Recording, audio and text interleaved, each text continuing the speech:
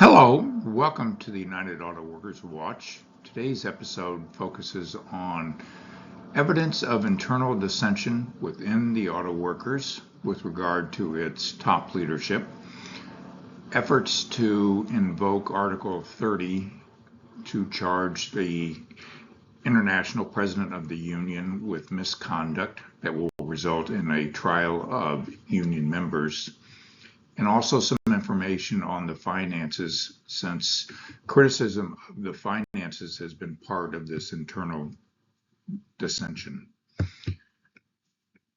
There was a recent letter issued by the former president of the United Auto Workers, Ray Curry, who was defeated by Shawn Fain, the current president, in 2023 in a runoff election.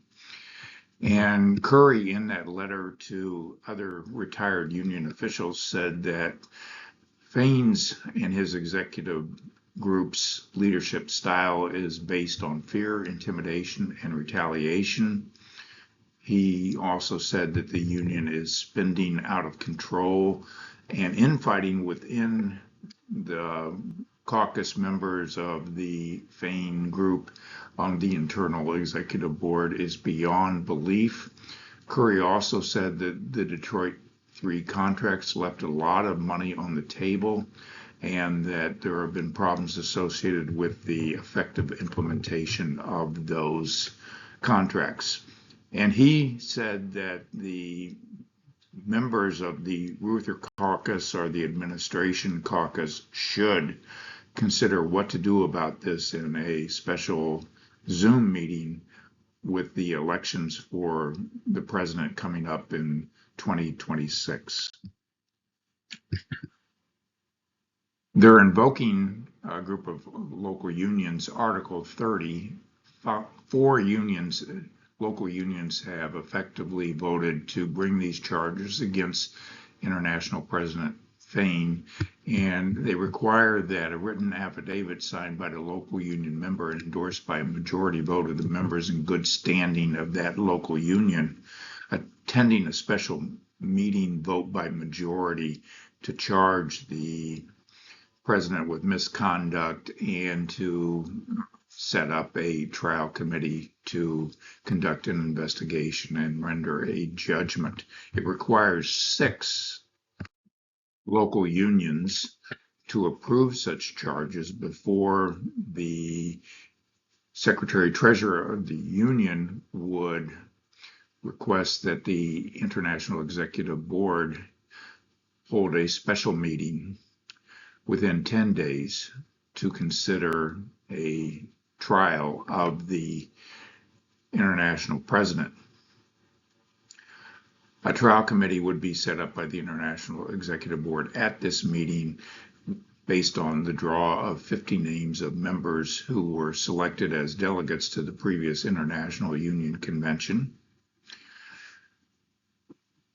The parties will choose 12 names of those 50 to serve on the International Trial Committee, and they will be required to meet at the International Union within 5 days.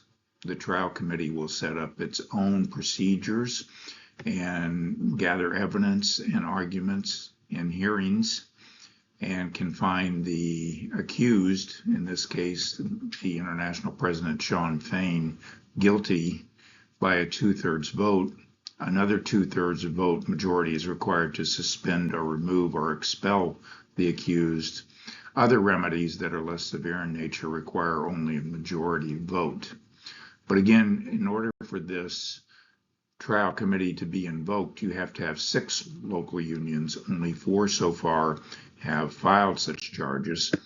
And one of those is Local 40 at Warren, Michigan. And the allegations against Shawn Fain include abuse of authority, obstruction of transparency, and conflicts of interest. These are serious charges which are being investigated at the same time by the federal monitor appointed to review the union's compliance with the consent decree that it democratized and rid itself of corruption that was created after the scandal led to the resignation and imprisonment of several union leaders, high-ranking officers, several years ago. Since finances have crept up into this discussion, I thought it might be useful to take a look at some of the financial reports of the union over time. And this is a graph of the UAW's assets and liabilities. The UAW has a large amount of investments which are held in reserve for strikes and other things. But it has investments of over $1 billion, and its investments exceed dramatically its liabilities, which are far less. As you can see here, the liabilities are relatively small compared to the total investments that they have, total assets that they have, mainly which are investments in various equities and other things. So the union has a substantial asset ratio, which is the ratio of total assets to total liabilities. It has varied over time, and it dipped to a still relatively high level of considerably over 1, which occurred in 2016 through 2022, in which it had to make sizable payments to fund the VIVA, which provided for health care for retirees. This graph reports the union's total receipts, member-based income from fees, taxes, and dues, and also business income from a variety of different sources, including interest on assets, investments held, dividends, rents, etc. And you can see that receipts and net receipts have tracked each other pretty closely. Member-based income has hovered in the area between